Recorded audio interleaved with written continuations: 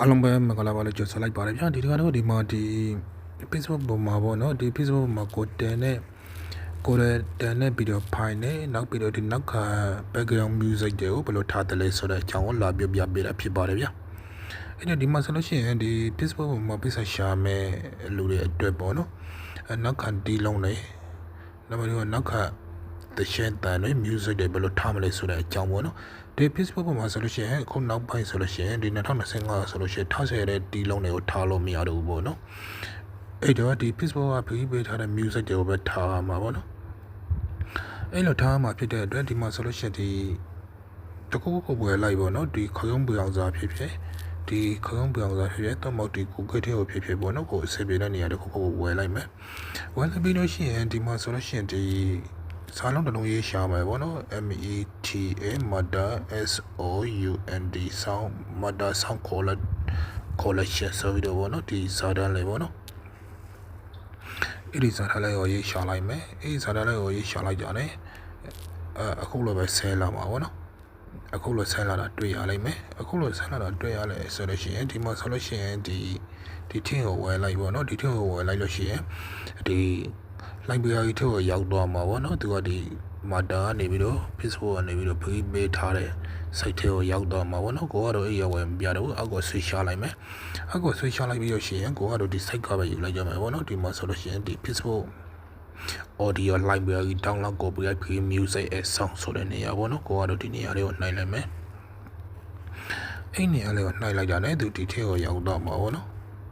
သူဒီထဲရောက်သွားတယ်ဆိုလို့ရှိရင်ဒီမှာဆိုလို့ရှိရင်ဒီ sound တွေရှိရပေါ့နော်ကိုနဲ့အစပြေတဲ့ sound တွေပေါ့နော်ဒီမှာဆိုလို့ရှိရင်ကိုနဲ့အစပြေတဲ့ sound တွေကိုနဲ့အစပြေတဲ့ sound တွေပေါ့နော်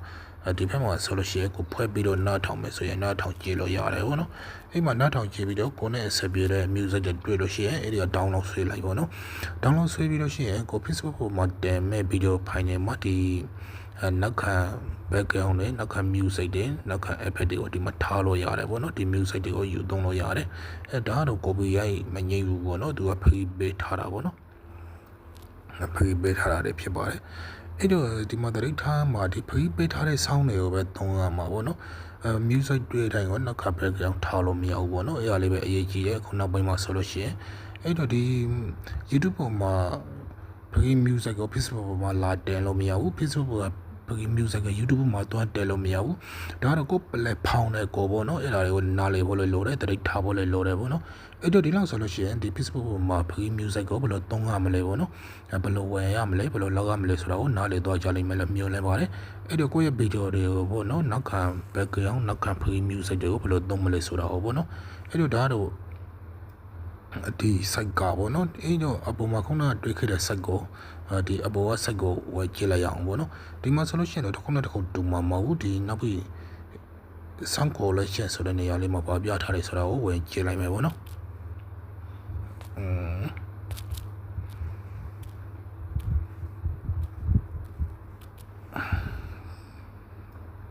sound collection ဆိုတဲ့နေရာလေးမှာဝင်ကြည့်လိုက်မယ်ဒီမှာဆိုလို့ရှိရင်ဒီ sound collection ပြထားတယ်ပေါ့နော်ဒါပေမဲ့ဒီမှာတော့ဝင်လို့မရဘူးဒီမှာ business free dog bar ဆိုပြီးတော့ပြထားတယ်ပေါ့နော် free ပေးထားတာမဟုတ်ဘူးအဲ့မှာဆိုလို့ရှိရင်ဒီမှာဆိုလို့ရှိရင်ဒီကိုနဲ့တက်တော်မဲ့ music ပေါ့နော်အဲ့လို free video တွေကိုယူသုံးလို့ရတယ် free မောက်တဲ့ဥစ္စာတွေကိုတော့ယူမသုံးနိုင်ဘူးပေါ့နော် free မောက်တဲ့အားတွေကိုယူသုံးလို့ရှိရင် copyright ငြိမ်းလိမ့်မယ်ပေါ့နော်အဲ့တော့ဒီ Facebook ပေါ်မှာ video တင်ရမယ်ဆိုလို့ရှိရင်အဲ့နောက်ကဆောင်းတွေကိုအဲ့လိုပဲလောက်ပေါ့နော်ဒီမှာဆိုလို့ရှိရင်လည်းပဲဒီမတာဖီးဆောင်တွေကိုဘယ်လိုသုံးရမလဲဆိုတော့